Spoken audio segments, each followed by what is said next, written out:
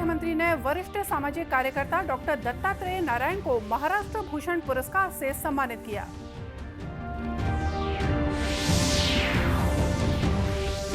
राजधानी रायपुर में प्रदेश स्तरीय पावर इंजीनियर्स कॉन्क्लेव 2023 का आयोजन।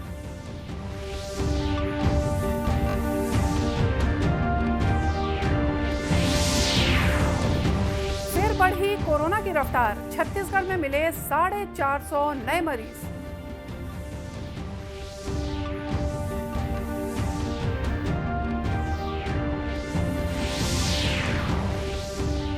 और मनरेगा के पुल से बिलासपुर जिले के 2 गांव के लोगों का बदला जीवन।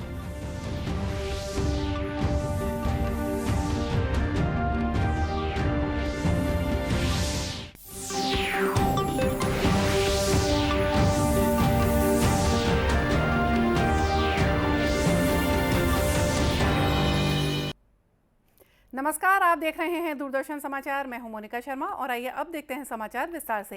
केंद्रीय गृह मंत्री अमित शाह ने आज नवी मुंबई के खारघर में वरिष्ठ सामाजिक कार्यकर्ता डॉक्टर दत्तात्रेय नारायण को महाराष्ट्र भूषण पुरस्कार से सम्मानित किया। इस अवसर पर केंद्रीय गृह मंत्री ने कहा कि समाज के लिए काम करने वाले लोगों को सम्मानित करने से देश और प्रदेश का सम्मान बढ़ता है, क्योंकि ये लोग समाज को एक नई दिशा देते हैं और दूसरों को भी समाज सेवा के लिए प्रेरित करते हैं।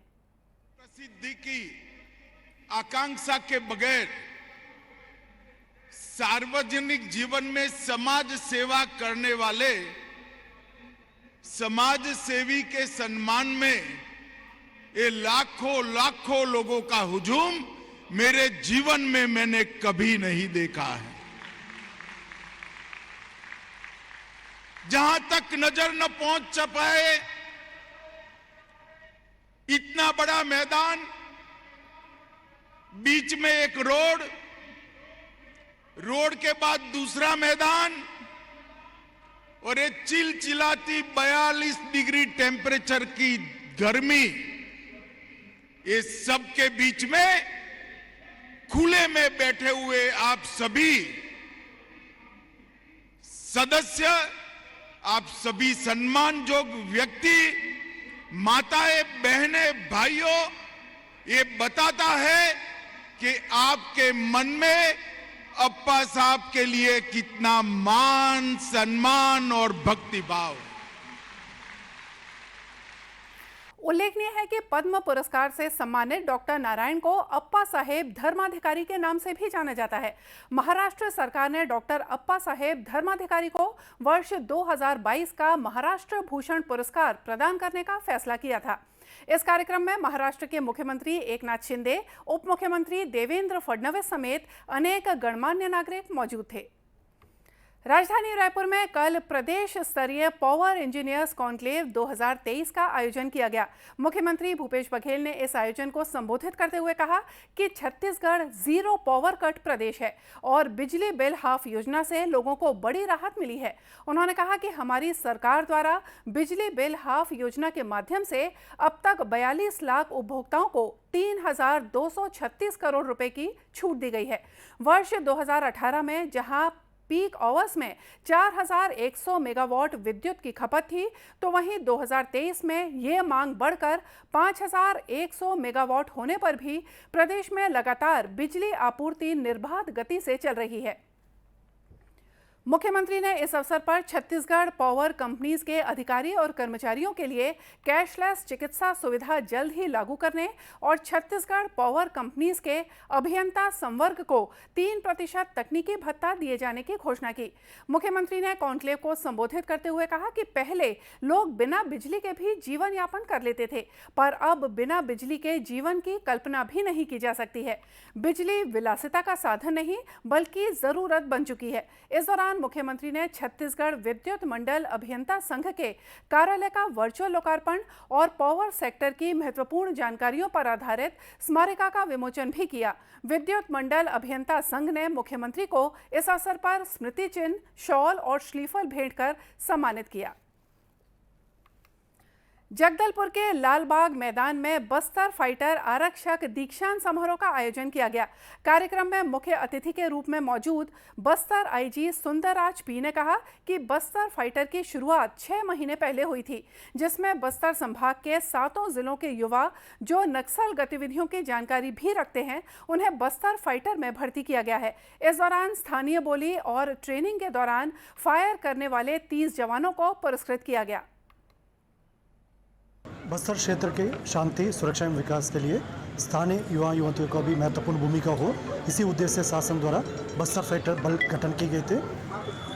प्रत्येक जिला में 300 के मान से संपूर्ण बस्तर संभाग में 2100 का नवारक्षक का भर्ती की गए थे।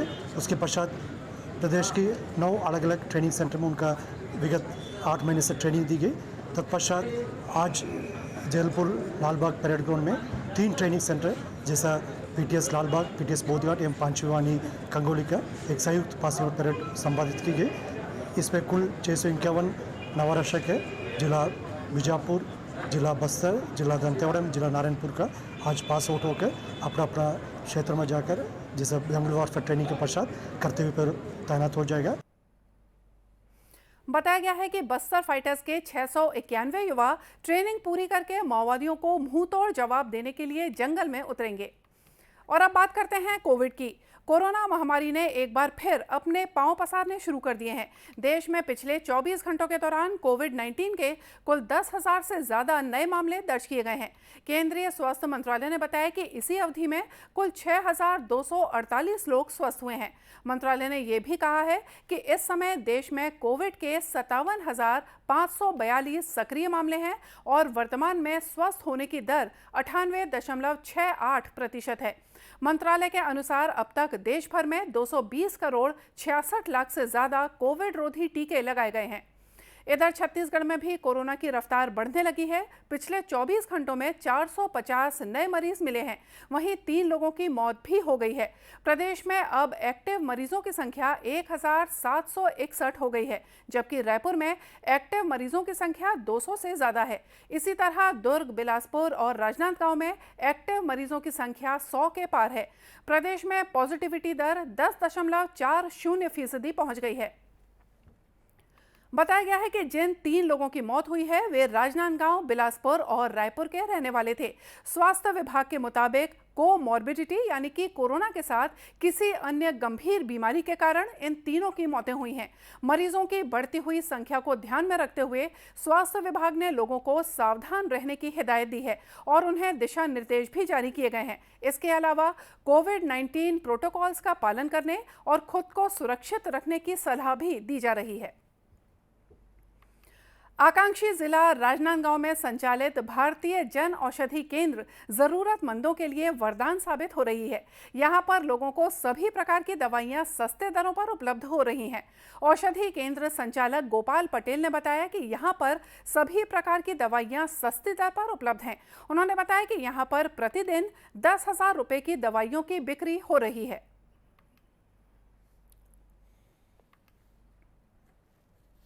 यह योजना का उद्देश्य है कि लोगों तक सस्ती दवाइयाँ पहुँचाना, है ना। गरीबों तक, जो गरीब वर्ग के लोग हैं उनको सस्ती दवाइयाँ मुहैया कराना सस्ते दामों पर। अभी दवाइयों का रेट इतना ज़्यादा बढ़ चुका है कि जन औषधि केंद्र में लोग आकर दवाइयाँ लेते हैं और दवाइयाँ यहाँ पे सस्ती और हमेशा दवाइयाँ फुल स्टॉक उपलब्ध होती है यहाँ पे। भारतीय जन औषधि केंद्र पर फार्मासिस्ट भी उपलब्ध हैं। लोगों ने बताया कि साथ ही डॉक्टर की पर्ची पर लिखित अधिकतर दवाएं भी उपलब्ध रहती हैं। उन्होंने प्रधानमंत्री और केंद्र सरकार को धन्यवाद देते हुए कहा कि सस्ते दरों पर दवा मिलने से गरीबों का कल्याण हो रहा है। केंद्र सरकार द्वारा बहुत ही अच्छी योजना चलाई जा रही है, जिसपे हम सबको लाभ मिल रहा है और दवाई भी 25 से 50% तक छूट मिल रही है। हर गरीब के लिए एक बेहतर माध्यम है दवाई लेने का।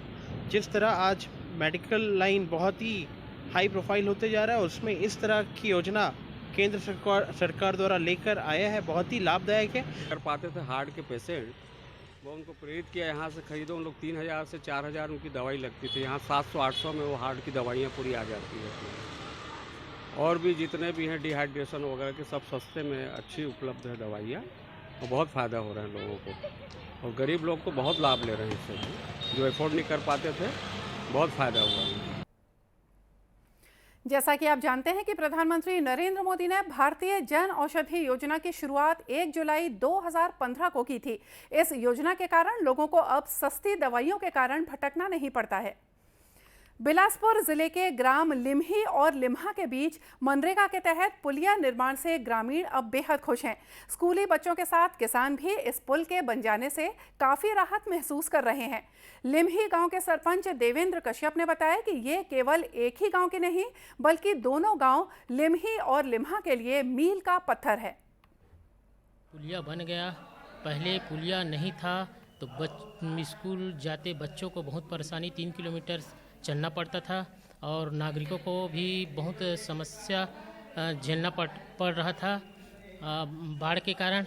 अब पुलिया बन गया है तो जो 3 किलोमीटर है वो उतना दूरी नहीं पड़ता, बस 5 मिनट का रास्ते में आना जाना हो जाता है। वहीं लिम्हा गांव के सरपंच आशीष ठाकुर ने बताया कि किसानों को अब अपनी फसलों को लेकर शहर में बेचे जाने के लिए एक सुगम रास्ता मिला है। ग्राम पंचायत लिम्हा और लिम्ही के बीच में जो पुलिया बना है वो हम सब के लिए बहुत अच्छा हुआ और इससे हमारे दोनों गांव वाले को बहुत सुविधा मिल रही है। ग्रामीणों ने बताया कि पुल के निर्माण से बारिश में जल भराव से फसलों को हो रहे नुकसान से पूर्ण रूप से राहत मिल गई है। मजबूत पुलिया निर्माण को देखते हुए बस सुविधा भी शुरू हो गई है। बढ़िया सुविधा दे है आना जाना बार हमर लइकन बच्चन जात हैं स्कूल, बढ़िया जात बनत है। बढ़िया मोदी जी है हमरा ऐसने देते रही है। पुलिया का निर्माण होने से हमारे गांव में आने जाने की सुविधा बढ़िया हो गया है और बच्चे लोगों को आने जाने में सुविधा और स्कूल आने जाने में, और स्कूल बस चलता है और किसान लोगों को धान ले जाने में मतलब सुविधा हो रही है। मनरेगा के सब इंजीनियर महेंद्र कश्यप ने बताया कि ग्रामीणों की मांग को ध्यान में रखकर पुल का निर्माण कार्य कराया गया। इससे लोगों को काफी राहत मिल रही है। ग्राम पंचायत लिम्ही में मनरेगा के अंतर्गत पुलिया निर्माण कार्य कराया गया है, जिसका टोटल स्वीकृति अमाउंट 6 लाख था, जिसमें 1 लाख सामग्री था। यह कार्य 30/9/2021 को प्रारंभ किया गया था और 25/9/2022 को पूर्ण करा लिया गया था।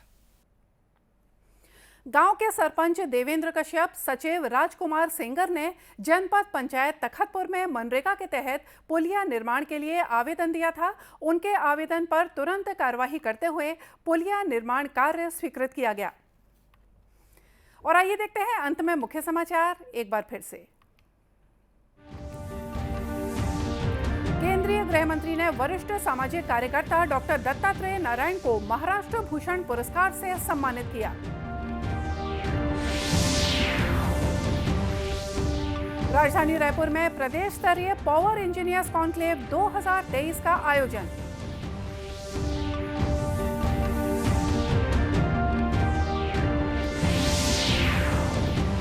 फिर बढ़ी कोरोना की रफ्तार, छत्तीसगढ़ में मिले 450 नए मरीज।